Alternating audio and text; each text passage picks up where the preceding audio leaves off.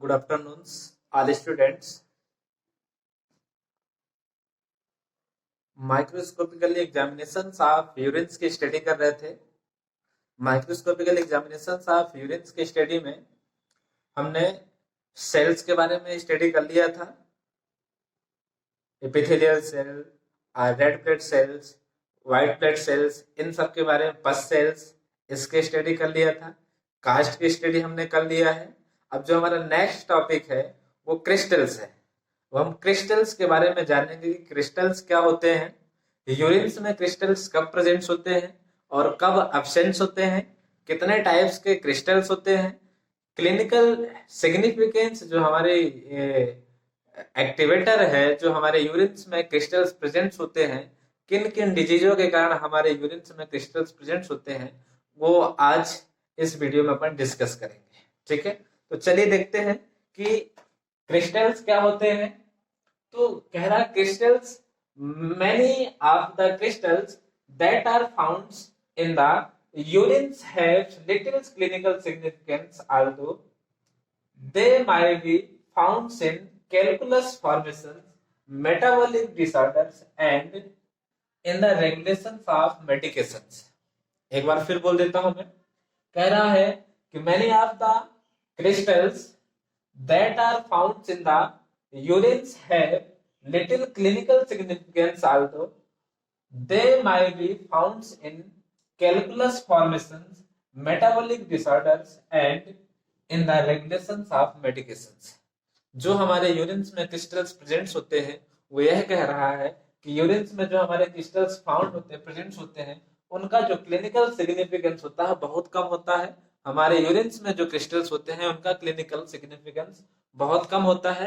हालांकि आगे कह रहा कि हालांकि they might be found in calculus formations, यदि हमारे यूरिन्स में क्रिस्टल्स प्रेजेंस हो रहा है तो हो सकता है कैलकुलस फॉर्मेशंस के कारण हो रहा है।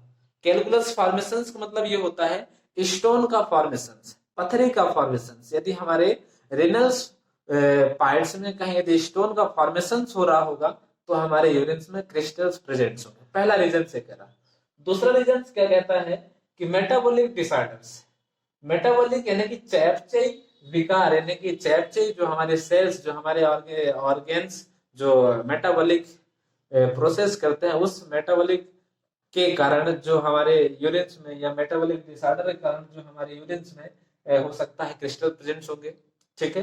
तीसरा कह रहा है कि in the regulations of medications, कई सारे पेशेंट्स ऐसे होते हैं जो लॉन्ग टाइम से मेडिसिन रेगुलर ले रहे हैं, तो लंबे समय से मेडिसिन खा रहे हैं और कंटिन्यू मेडिसिन खा रहे हैं, तो इस कारण से भी उनके यूरिन्स में क्रिस्टल्स प्रेजेंट हो सकते हैं। बन जाएगा। कह रहा है कि क्रिस्टल्स हमारे यूरिन्स में यदि प्रेजेंट हो रहे हैं तो उनका क्लिनिकल सिग्निफिकेंस जो होता है बहुत कम होता है। लेकिन कुछ ऐसे कारण हैं जिन कारण से हमारे यूरिन्स में क्रिस्टल्स प्रेजेंट होते हैं, तो किसका इंडिकेटर है? पहला कहता है कैलकुलस फॉर्मेशंस का इंडिकेटर है, दूसरा मेटाबॉलिक डिसऑर्डर के कारण कह रहा है, और तीसरा कह रहा है कोई पेशेंट ऐसा है जो लॉन्ग टाइम से, लंबे समय से रेगुलर मेडिसिन ले रहा है। ऐसे पेशेंट्स में क्या हो सकता है कि क्रिस्टल्स उनके यूरिन में प्रेजेंट हो सकता है। आगे देखते हैं कि क्रिस्टल्स के टाइप कितने होते हैं। तो कह रहा है कि types of crystals, there are two types of crystal. जो क्रिस्टल्स होते हैं वो टू टाइप्स के होते हैं। पहला कह रहा है कि crystals presents in acid urine, और दूसरा कह रहा है crystals presents in alkaline urine. मतलब टू टाइप्स के क्रिस्टल है। पहला कहता है ऐसा क्रिस्टल है जो एसिड यूरिन में प्रेजेंट होगा, और दूसरा क्या कहता है कि ऐसा क्रिस्टल जो एल्कलाइन यूरिन में प्रेजेंट होता है। हमारे यूरिन का जो पीएच होता है सामान्यतः एसिडिक होता है, हल्का एसिडिक होता है, मतलब 6.8 है इसका सामान्य पीएच होता है एवरेज में। लेकिन कह रहा है कि जो क्रिस्टल्स होते हैं टू टाइप्स के होंगे।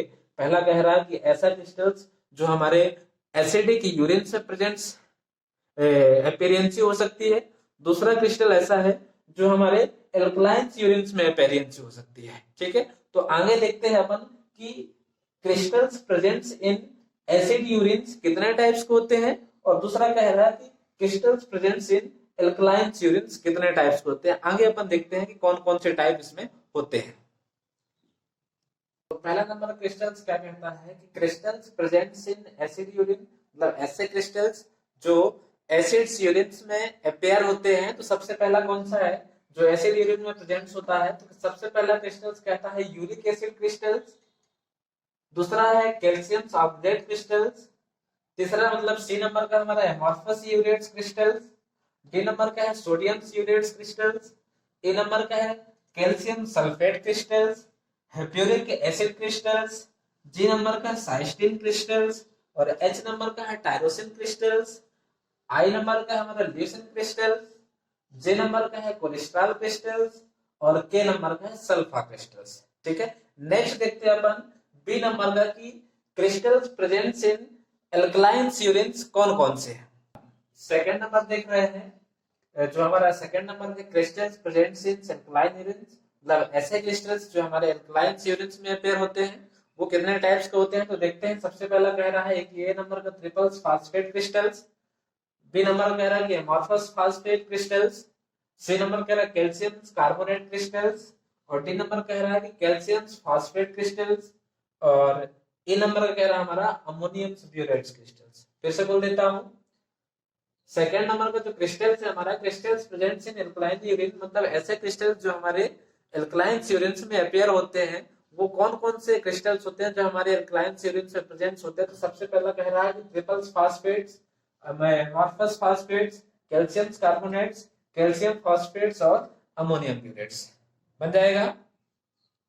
तो ये सारे हो गए क्या हमारे क्रिस्टल्स के टाइप्स। अब हम आगे एक एक क्रिस्टल्स के बारे में अपन पढ़ेंगे कि कौन सा क्रिस्टल्स एसिड यूरिन्स में प्रेजेंट होता है तो कौन सा डिजीज या कौन सा डिसऑर्डर्स हो सकता है। ठीक है, एल्कलाइंस यूरिन क्रिस्टल्स के बारे में भी हम ऐसे एक एक करके पढ़ेंगे और एसिड्स यूरिन क्रिस्टल्स के बारे में भी हम एक एक करके पढ़ेंगे।